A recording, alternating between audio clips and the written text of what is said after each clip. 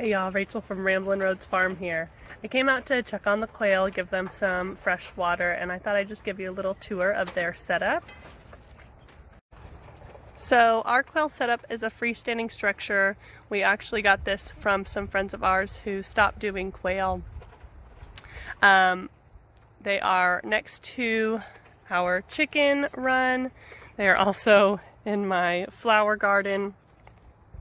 So our quail little hut has these double doors that open nice and wide.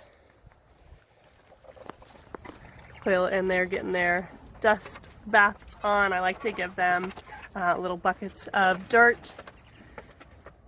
As you can tell, they absolutely love it.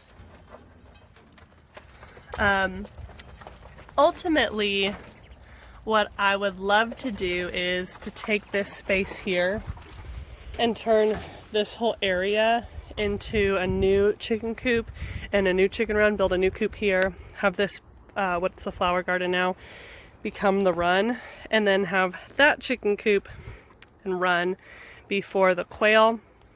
But that's a ways down the road. I use a big 5-gallon waterer.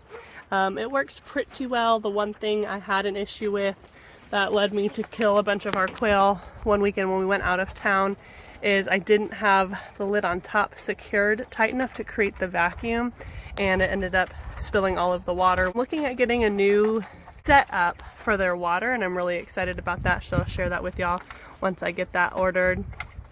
And then really, you can see in here I throw in grass for them that I weed out of the flower garden here, so they have things to play with.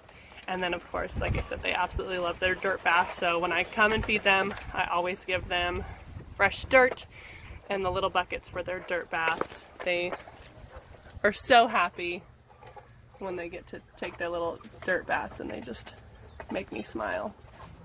And then I just use these long feeders. I have 3 of them. Just so there's plenty for them to eat. Quail eat a ton. They eat so much. So having the feeders and the big waterer allows me to go a few days without having to check on them and knowing that they'll be okay. The other thing I do is I do leave old boxes. I bring old boxes out to our quail. They really love the confined spaces, so even these short hutches do really well for them. And my quail love to lay their eggs inside of the boxes. They will lay them anywhere, kind of willy-nilly, but most of the time when I collect eggs, it is from this area right here. I would say probably 90% of our eggs are laid in this box.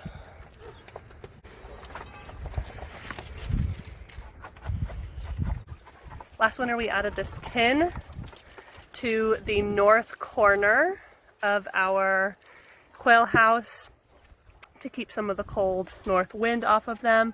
It definitely gives them a good shady spot in the summer as well, but then they can come into the sunshine if they would like. So I really like that addition that we made.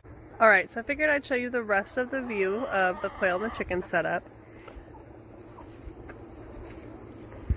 So again, this is our chicken coop. So hopefully one day this will be the brooder area for the mom's chicks and chickens that we raise, and then I would love again one day for that outside to be the quail pen, and my dream is to make this area a new and improved bigger chicken run with a brand new chicken coop in the back where the current quail pen is, but we'll see. We'll eventually get there. Alright, so I hope you enjoyed the tour of the chicken coop and the quail. Maybe it'll give you a little bit of inspiration, or at least see how we do it. Thanks for being here.